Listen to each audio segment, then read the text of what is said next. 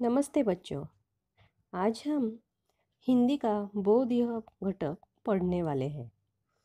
देखो, आप देख रहे हैं कि इस पृष्ठ पर कुछ चित्र दिए गए हैं और उन चित्रों के नीचे कुछ नाम या अक्षर लिखे गए हैं। तो पहला हम चित्र देख रहे हैं आँख। यहाँ पर एक आँख का चित्र है और उसके एकदम नीचे हम देखेंगे तो वहाँ पर दो आँखों का चित्र है। तो यह है एक आँख और दो आँखें। उसके बाजू में यह पेटी का चित्र है।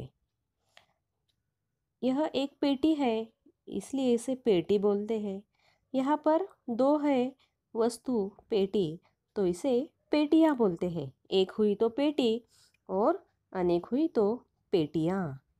उसके बाद हम देख रहे हैं औषधि का चित्र है और उसके नीचे औषधियाँ, यह अनेक औषधि है, तो इसलिए एक हुई तो औषधि और अनेक हुई तो औषधियाँ।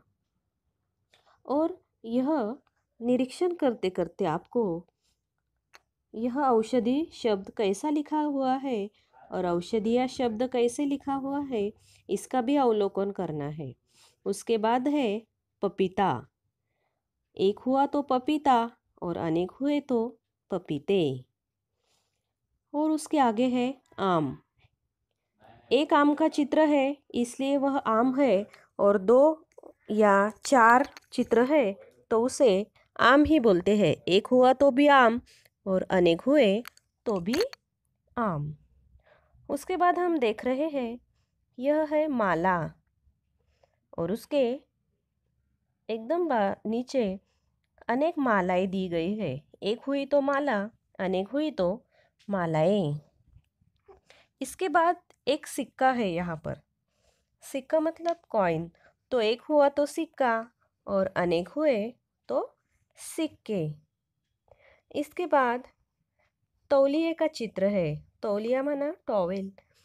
तो एक है इसलिए तौलिया और एक से ज़्यादा हुए तो तौलिए। तो यहाँ पर आप देख रहे हैं हमने यह सारे चित्र और शब्द देखे, तो इससे हमें यह बोध मिलता है कि यह एक वचन और अनेक वचन या बहुवचन वाले शब्द है। इन्हें हम फिर से देखते हैं। आँख, आँखें। पेटी, पेटियाँ। औषधि, औषधियाँ। पपीता, पपीते। आम, आम। माला, मालाएं। सिक्का, सिक्के। तौलिया, तौलिए। तो यह सारे एक वचन और बहुवचन वाले शब्द थे। तो इसके बाद हमें देखना है, यहाँ पर एक बंदर का चित्र है और बंदर के नीचे चित्र है बंदरिया का, और ये बंदरिया के पास उसका बच्चा भी है। तो बंदर, बंदरिया। और यहाँ पर यह बिल्ली का चित्र है, माना बिल्ली, बिलाव।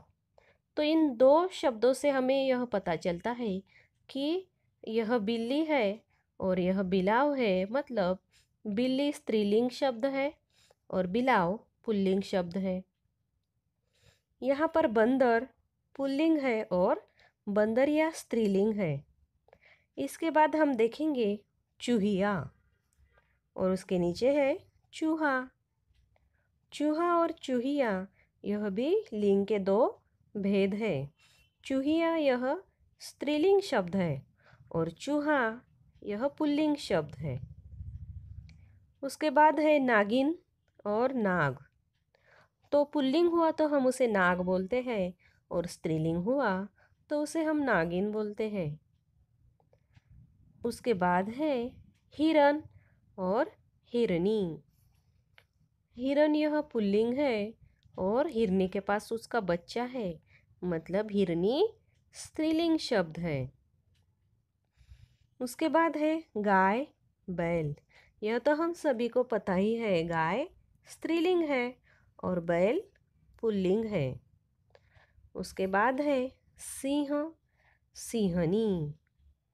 तो सिंहनी यह स्त्रीलिंग शब्द है और सिंह पुल्लिंग शब्द है। तो यहाँ पर हमने बाद में जो शब्द देखे वह शब्द स्त्रीलिंग और पुल्लिंग वाले शब्द थे। उन्हें हम फिर से दोहराते हैं। बंदर बंदरिया, बिल्ली बिलाव, चूहिया चूहा, नागिन नाग, हिरन हिरनी, गाय बैल, सिंह सिंहनी। तो देखो बच्चों, आज हमने यह जो घटक पढ़ा तो आपको अपने कॉपी में यह चित्र निकालने के हैं और उसके बाजू में उसके शब्द भी लिखने के हैं और लिखते समय साथ साथ आपको शब्द लिखने के हैं। मतलब एक और आँख लिखना है तो उसके बाजू में आँखें, एक और पेटी शब्द लिखना है चित्र के साथ तो उसके बाजू में पेटियाँ यह शब्द आने वाला है। और यह बोध वाले शब्द आपको एक पेज पे लिखने के हैं और उसके अगले पेज पे आपको स्त्रीलिंग और पुल्लिंग शब्द लिखने के हैं। और हो सके तो आप इन स्त्रीलिंग पुल्लिंग शब्दों के चित्र भी आपकी कॉपी में चिपका सकते हैं।